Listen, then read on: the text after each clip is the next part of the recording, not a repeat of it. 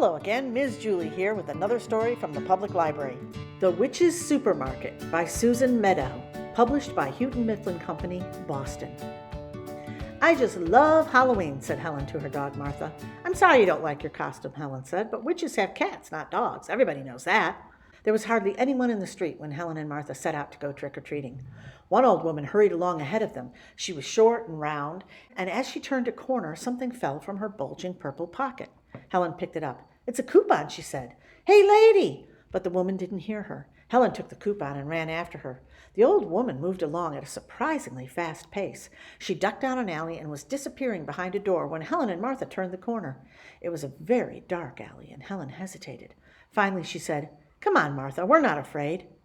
Helen stopped at the door. Signs read, Private, Keep Out, Members Only, Trespassers Will Be Sorry. The biggest sign of all said, No dogs allowed. Said Martha. I wonder what kind of place this is, said Helen nervously. She knocked on the door. No one answered.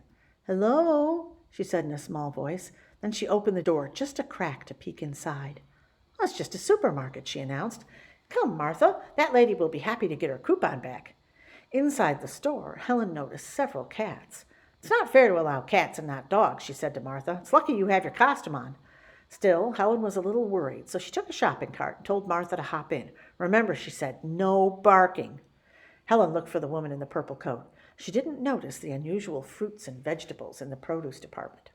Up and down the aisle she went. There was a terrible stink in the dairy department.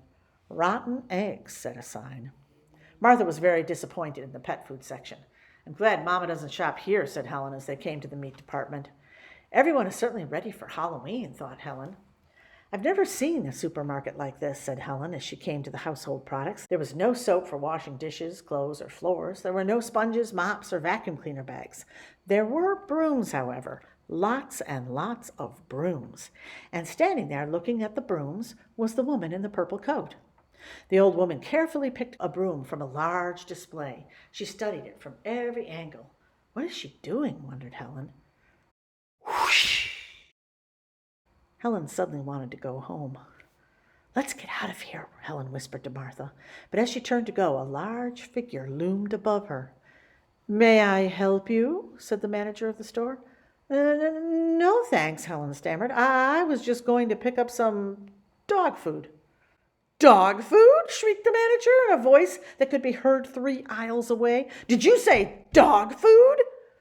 From up and down the aisles, Helen could hear angry voices. Dog food, they said. Did she say dog food? Witches don't have dogs, they said. And they began to chant. She's not a witch. She's not a witch. Don't let her out the door. The witch's supermarket won't be secret anymore.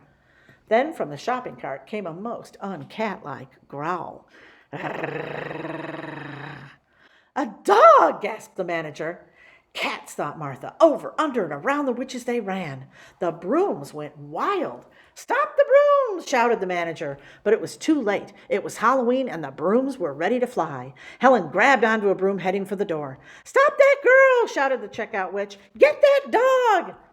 Helen and Martha made it through the alley. There she is, said the manager. No, she's over there, said the witch. Where's the dog? Yelled another.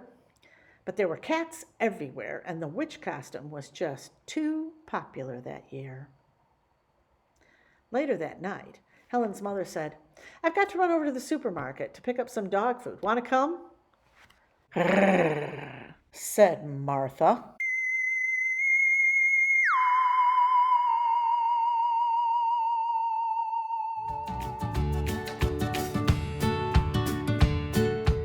Happy Halloween. Thanks for joining us, and I hope you come back for more crafts and stories from the Public Library.